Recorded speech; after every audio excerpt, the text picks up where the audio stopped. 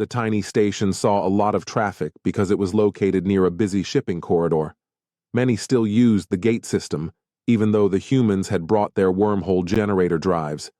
Retrofitting every spacecraft would be too expensive, too time-consuming, and others argued would tip the power balance too much in favor of humans.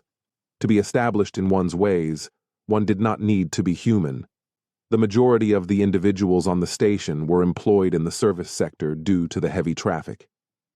The population was extremely diverse and provided meals, entertainment, beverages, repairs, and other services of that nature. They interacted and mingled during their free time. With his tail drooping and ears down, Generi stood awkwardly, still in his trinket shop attire, attempting to make sense of it all. "Can you please explain allergies to me again?" Meg wiped her eyes and sniffed, but she managed a small smile. In the residence lounge, she sat at a table. There was a bouquet of roses at her feet. "We possess a substance in our bodies known as histamine. It is released in reaction to an assault on our bodies from within. Its purpose is to aid our body in driving out an intruder. Are you aware of itching? I witnessed Calaxi perform it. It controls a portion of our itch response. Indeed, histamine is capable of much more, but for the purposes of this discussion, allergies are the focus."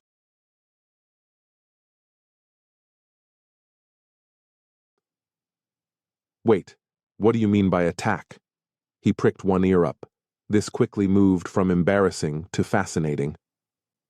"I am aware that your bodies break down food into energy, and that you have microorganisms named Generi. What occurs when an infection occurs?" Raising an eyebrow, Meg said.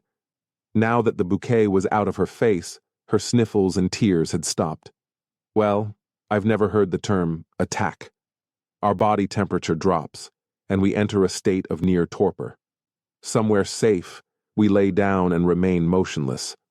Our bodies cool until our immune systems have a chance to eradicate the bacteria because it can only survive in a specific temperature range." Generi places his paw on the chair across from Meg and gives her a curious look. He sits down, and she nods. "Are you serious? Chills?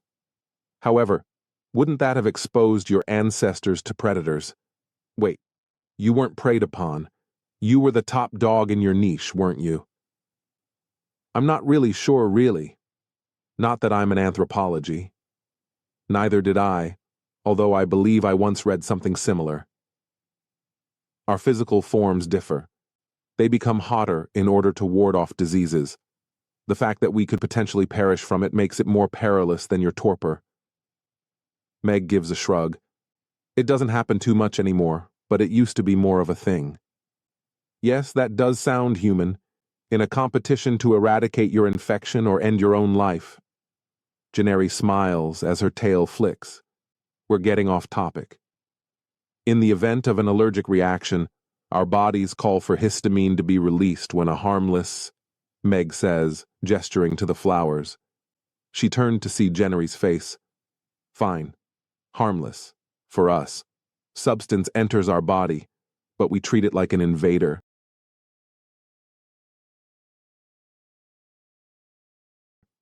And this happens to everyone?" Generi was taken aback by this spontaneous biology lesson. It appeared as though they were in a state of perpetual conflict with something. It makes sense that they were so skilled at it, their own bodies, themselves, and their neighbors. Many people, but not all of them. It happens rather frequently. Nevertheless, the body overreacts to the substance in certain people, resulting in the production of histamine, which triggers the allergic reaction. Things include runny nose, congestion, itchy eyes and body, and sneezing. Generi nodded and flicked his ears, combing the signs of approval from the two species. "All right, I get it now. Thus, the flowers." "Yes, I'm allergic to roses." Meg exhaled sharply. "Oh, I'm so sorry." Generi felt hopeless. "I read about giving humans flowers as a sign of affection, and I wanted—" "Oh, I understand the intent, Generi. I'm touched, really." Meg extended her arm to pat his paw. She saw the slight elevation in fur on his part. All roses cause allergies in me. Try a different flower the next time. She got up. Wherever did you get them? A human being on Little Earth is cultivating them. He owns an entire garden. There was surprise in his voice. I was ignorant of this. Some human plants are incredibly prolific, and I find it unbelievable that the station officials tolerated it. Meg took a moment to look at Generi. Would you mind taking me down to view them? Before it closes and everything has to be burned, I'll take an allergy medication, and we may examine them together.